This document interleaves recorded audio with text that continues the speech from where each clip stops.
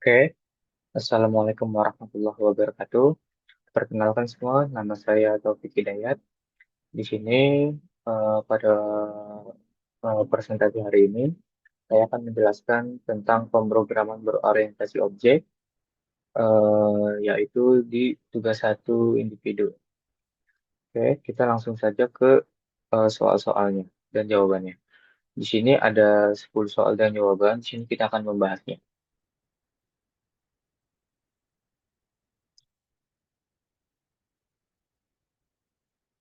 Yang pertama, di sini ada soal, jelaskan apa fungsi utama dari driver tersebut dan mengapa Python membutuhkan driver yang berbeda-beda untuk setiap jenis database manajemen sistem atau DBMS.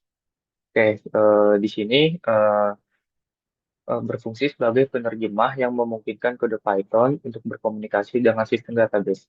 Driver ini mengubah sintaks atau instruksi dari Python menjadi protokol komunikasi jaringan dan format yang dipahami oleh DBMS. Setiap DBMS memiliki arsitektur internal, cara pengamanan, tipe data bawaan, dan protokol jaringan yang sangat berbeda. Soal kedua, jelaskan karakteristik utama yang membedakannya dengan DBMS berbasis server seperti MySQL atau PostgreSQL, serta sebutkan satu contoh skenario aplikasi Python yang paling cocok untuk menggunakan SQLite. Jadi di sini SQLite adalah database serverless, yaitu tidak memerlukan layanan yang berjalan di latar belakang atau background service. Dan file base yaitu menyimpan seluruh struktur tabel dan data di dalam satu file lokal tunggal berformat SQLite atau DB. Contoh skenario-nya yaitu sangat cocok digunakan untuk prototyping atau fase pengembangan awal. Aplikasi mobile, aplikasi desktop lokal yang berjalan sendiri.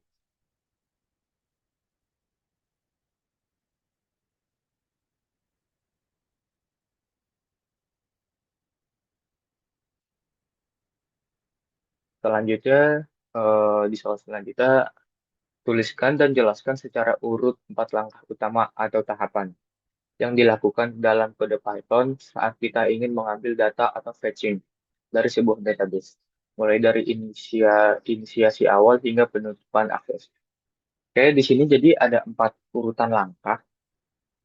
Yang pertama yaitu inisiasi connect, yaitu membuat jalur komunikasi antara aplikasi Python dan database menggunakan kredensial yang tepat. Yang kedua, pembuatan kursor, yaitu membuat objek kursor dari objek koneksi tersebut. Yang ketiga, eksekusi dan pengambilan data, yaitu mengirimkan perintah SQL menggunakan cursor.execute. Ya, fungsinya select. Dan yang terakhir, penutupan akses. Menutup kursor dan koneksi menggunakan kursor close, lalu count close untuk melepaskan memori dan mengembalikan sumber daya jaringan agar tidak membebani server database.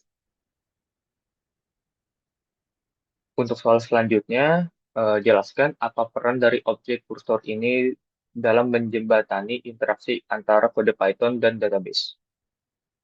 Objek kursor objek kursor berperan sebagai penunjuk atau area kerja di dalam memori. Fungsinya adalah untuk mengeksekusi instruksi SQL, mengikat parameter dalam query, dan menyediakan mekanisme iterasi agar kode Python dapat menavigasi, membaca, atau memanipulasi baris data yang dikembalikan oleh database satu persatu atau sekaligus. Seperti itu. Selanjutnya di sini ada soal, yaitu jelaskan perbedaan fungsionalitas antara kedua metode tersebut, serta jelaskan dampak performa jika kita menggunakan fetch all pada tabel database yang memiliki jutaan baris data. Oke, penjelasan dari segi fungsionalnya yaitu fetch one hanya akan mengambil satu baris pertama dari hasil eksekusi query dalam bentuk tuple dan akan bergeser ke baris selanjutnya jika dipanggil lagi. Sedangkan fetch all akan mengambil seluruh baris hasil query sekaligus dan mengembalikannya dalam bentuk sebuah list of tuples. Kalau eh, perbedaan dari segi performa, yaitu fetch all digunakan pada tabel dengan jutaan baris data.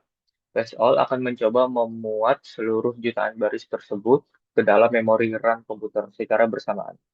Hal ini menyebabkan lonjakan penggunaan RAM yang drastis, membuat aplikasi menjadi sangat lambat, lambat merespon, atau bahkan crash karena kehabisan memori. Seperti itu.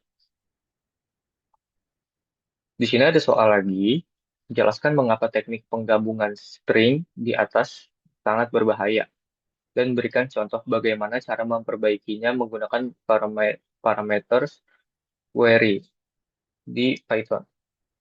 Jadi, di sini menggunakan string formatting akan memasukkan input user secara mentah langsung ke dalam badan SQL. Pada contoh tersebut, input admin or satu sama dengan satu membuat klausa where menjadi where username admin or satu sama dengan satu. Karena satu sama dengan satu selalu bernilai true, query akan mengabaikan validasi username dan mengembalikan semua data user di table yang berpotensi membocorkan data sensitif atau membypass sistem login.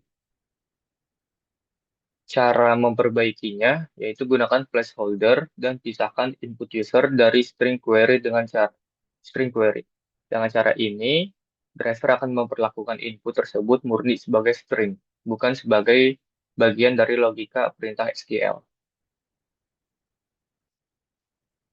Selanjutnya, eh, jelaskan apa yang terjadi pada data di database jika kita lupa memanggil commit sebelum menutup program, dan apa fungsi dari connection.rollback jika terjadi error di tengah proses. Jadi database relasional modern umumnya menggunakan sistem transaksi. Perintah modifikasi data seperti insert, update, atau delete hanya akan dijalankan pada memori sementara. Jika program ditutup tanpa memanggil commit, seluruh modifikasi data tersebut akan dibuang secara otomatis oleh database, sehingga tabel akan tetap seperti semula. Fungsi rollback yaitu berfungsi untuk membatalkan seluruh operasi SQL yang telah dilakukan dalam suatu transaksi yang sedang berjalan jika terjadi error. Ini memastikan integritas data tetap terjaga, mencegah database berada dalam state yang setengah-setengah. Seperti itu. Oke, di sini ada soal menjelaskan menjelaskan keuntungan utama menggunakan pendekatan with dibandingkan dengan membuka dan menutup koneksi secara manual menggunakan try finally. Keuntungan utamanya adalah manajemen resource, otomatis dan aman. Block with menjamin koneksi atau kursor akan selalu ditutup secara otomatis segera setelah blok kode selesai dieksekusi. Termasuk jika terjadi error atau exception di tengah proses. Ini membuat kode menjadi lebih bersih, ringkas, dan mencegah masalah kebocoran koneksi tanpa harus menulis block try except finally secara manual yang repetitif.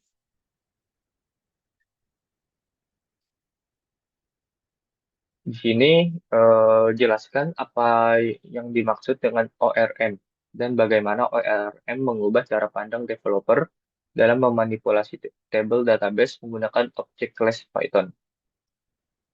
ORM adalah teknik pemrograman yang berfungsi menerjemahkan tabel-tabel di dalam database relasional menjadi objek atau kelas di dalam kode pemrograman berorientasi objek seperti Python. Cara pandang developer yaitu developer tidak perlu lagi memikirkan dan menulis query SQL mentah secara manual. Tabel di database akan dipandang sebagai sebuah kelas. Kolom dipandang sebagai atribut dari kelas tersebut, dan setiap satu baris data direpresentasikan sebagai satu objek dari kelas tersebut. Di sini jelaskan bagaimana cara menerapkan error handling yang baik menggunakan block try except untuk menangkap pengecualian spesifik dari database agar aplikasi Python tidak langsung crash. Langkah pertamanya di situ menggunakan try, yaitu letakkan kode untuk eksekusi perintah SQL. Langkah kedua menggunakan offset, yaitu tangkap error bawaan dari driver database. Di blok ini, user memberikan pesan error yang ramah pengguna, mencatat sistem ke log, mencatat ke sistem log, dan sangat penting yaitu memanggil control back untuk membatalkan transaksi yang bermasalah. Dan yang ketiga yaitu menggunakan finally. Pastikan untuk memanggil perintah close di dalam blok ini untuk memastikan koneksi selalu diputus baik saat proses berhasil maupun saat gagal atau error, sehingga tidak terjadi connection leak. Oke, mungkin saja itu cukup. Bila ada kata mohon, bila ada salah kata mohon dimaafkan. Saya Taufik Hidayat izin pamit. Wassalamualaikum warahmatullahi wabarakatuh.